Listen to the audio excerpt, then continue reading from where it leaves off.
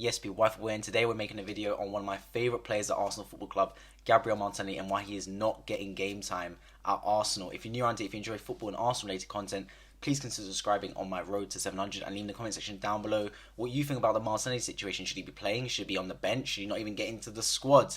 Let me know your thoughts in the comment section down below. So yeah, I'm going to talk about my opinion on why Arteta is not picking him and whether I believe he should be playing. I'm going to start by talking about his play style. The reason me, alongside a lot of Arsenal fans, love Martinelli is his playstyle. He's tenacious. He chases the ball down. He does things that other players would consider that it's the hard grind, the hard side of football, the dirty stuff, the running down the football, etc. And he does that. And to be honest, I think it's a part of where he was brought up from. He plays favela football. He reminds me very much of Alexis Sanchez at Arsenal in that style. I'm not saying he's anywhere near as good as a footballer right now. He can if he develops and has, because he has the potential to be. But that side of the game, that chasing the ball down, that work ethic, he very much reminds me of Alexis Sanchez. And Alexis Sanchez was one of, if not my favourite player I've seen in my lifetime play for Arsenal. And the fact that he imitates that tenacity for the football and just outright work ethic to get better is one of the reasons that me, alongside a lot of Arsenal fans, really rate him. The downside of that play style, of course, is it causes a lot of injuries. Gabriel Martinelli is injury prone, whether we like it or not. He's had a hamstring injury recently, he's had a knee injury. Now the latter got him out for 6 to 7 months, a while. I remember last season he came back after a long injury and then played in the Carabao Cup and then got subbed off again because he ran too much. And I feel like that's a bit of the naivety in him, the innocence in him. He's a kid and we love the fact that he chases the ball down, but he also needs to conserve his energy because your body, as much as you want it to push it to the limit, your body cannot be pushed to the limit, especially as a footballer. Now, of course, not being in Europe means that he won't be playing as many games. Should he be a starter every week? So that will slow down, but also he just needs to pace himself with the time he plays because managers aren't going to trust him if he keeps running himself into the ground. So yeah, touching his play style and how it caused him to get injured a lot, but we do like the way he plays football and I would not change that for the world. He just needs to tone it down a little bit so he doesn't get injured so often. And it's also a second point is his position I want to talk about. Now, I speak to all these Arsenal fans and everyone's got a different opinion on where Martinelli should play. And that's a good thing but also a bad thing because you want versatile players in your squad, players that can play left wing, right wing, striker, midfield, defence if you can. Like, we're talking players like that, players like Maitland-Niles, players like James Milner obviously plays for Liverpool, utility players. They can cover a number of positions. But as a young player, to really develop and harness your game, you kind of want one set position. Now, don't get me wrong, Martinelli's an attacker. No one's playing him in midfield or defence. And he's definitely not playing in goal. But where in attack does he play? I always liked him as a left winger. But now we're having Arsenal fans come out and say, no, he should be playing striker. And then against AFC Wimbledon in the Carabao Cup, he was playing right winger. So where is he? He seems to be predominantly playing on the left, but they want to develop into a striker, a right winger, because they're all different positions. Believe it or not, okay, right wing and left wing is the same apart from what foot you use, etc. But striker-wise, it's a whole different kettle of fish to playing a winger. Whole different kettle of fish. And for me, personally, I like Martinelli as a winger. And the reason is because I don't think he's clinical enough and hasn't got the mindset of a striker to play there. Now, that's no disrespect whatsoever at all. Like, Mohamed Salah and Sadio Mane are absolutely excellent wingers. But they're wingers and not strikers. Just because you can score goals doesn't make you a striker. It's the way you play, the way you collect the football. And I believe his best asset is the fact that he can dribble. He could dribble well. He's got a couple of interchanging plays. And he chases down the ball from the left wing. He can make runs in behind. I think he's better suited for left wing, right wing position. And I'm going to put him left wing just for the fact that that's where he grew up playing, to be fair. So why not keep him there? And also we've got Bukayo Saka that can play right wing. So yeah, talk about his position and how he's split time between striker and left wing, but I personally prefer him as a left winger. And the final point I'm going to make of him is the competition for places.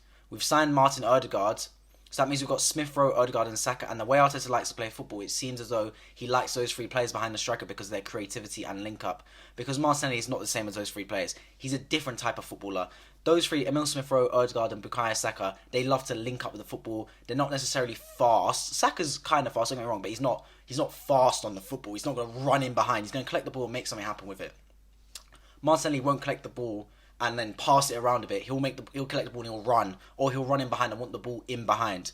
So he's very good to play against teams that you're playing on the counter attack against, and where you can stretch oppositions against slow defenders. But when you're trying to break teams down, he's not the best option, because when you're trying to break teams down, you need players that can get on the football and make something happen, unlock a door with a key pass, and he doesn't possess that trait. Nothing wrong with it, it's just not his play style. So the fact that Arteta wants to build a squad that can break down teams, because when teams sit in a low block against us, we seem to struggle. That means less game time for Martinelli unless he plays through the middle, and you've got Aubameyang there, and I guess Arteta would prefer to have Aubameyang, because if you're going to have few chances, you'd rather Aubameyang have the chance than Martinelli, because Aubameyang is the clinical striker in our football team. So all those three things about Martinelli are kind of points as to why Arteta's just not really choosing him in the squad. And then you've got the whole case of, well, where does he play then? Like, where do you put him in? Because I've talked about his position, talked about his injury prone, I've talked about the players competing with him. Now for me, does Martinelli get into my strongest Arsenal 11? To be honest, he doesn't. He doesn't for me. I believe our strongest Arsenal 11, the strikers would be Saka, Smith Rowe and Ødegaard. Now, that being said, he has to have more game time than he is having right now. He's only made 2 appearances in the Premier League so far in 7 games. And the first one was against Brentford, when we literally had our whole striking team out, so he had to play. He has to make more appearances. He needs to have a feature off the bench at least. He's not coming off the bench at all. He's barely getting into the matchday squad. He's not getting any minutes at all. We need to bring him onto the pitch. For me, I'd rather see him come on than someone like Maitland-Niles, for example. I know Maitland-Niles can play central midfield, but the substitutions are always the same from Arteta. It's always Lokonga on, Maitland-Niles on, Lacazette on. Maybe Martinelli just needs to get some game time. Does that mean he needs to go out on loan in January? I mean, I don't want it to be, because that's just a regression in his career, right? Because we bought him from a nobody team. I'm not going to lie. In Brazil, I didn't know who he was. I'm not going to sit here and say, oh, what a signing. I knew he was going to be amazing, because I had no clue. It was a £5 million signing. I just thought it was one of those signings. And he's turned it around, because he's been such an amazing player, and he's shown on the pitch why he deserves to be playing at this level. And now, since the highs of last season, I'm talking when he scored that goal against Chelsea, when he ran from his own half to slot it past Kepa. Like, what a goal. Arsenal's goal of the season. And to where he is now, where he can't even get a game at all. It's just a regression in his career. And if he goes out on loan, is that just another step backward in his Arsenal career? But then you have to boil it down to Arteta's management of players. Saliba's been out on loan a few times. There's always Fabrizio Romano coming out and say he is part of the plans, he is part of the plans. When is he part of the plans? Because I'm always hearing that players that are part of the plans, but there's no timeline.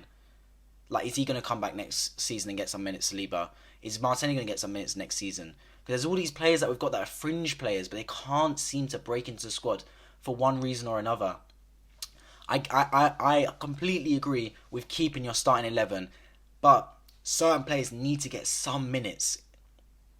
Just playing in the Carabao Cup is not enough for Martinelli. We've got no Europa League football, so he's not going to be playing there. We've got no European football, in fact, in general, so he's not going to be playing there. So players are not going to get minutes, but Marseille cannot be one of those players that does not get minutes for me. But yeah, that's just been a quick video and my last video in the international break as to why Gabriel Martinelli needs to be playing for Arsenal and why he doesn't play for Arsenal. To be fair, let me know in the comment section down below your thoughts on the matter. If you're new on here, please consider subscribing on my road to 700. I'll be back for Arsenal previews, that is back after the international break, with Arsenal versus Crystal Palace preview coming shortly. I've been Wife, and I'll catch you guys in the next video.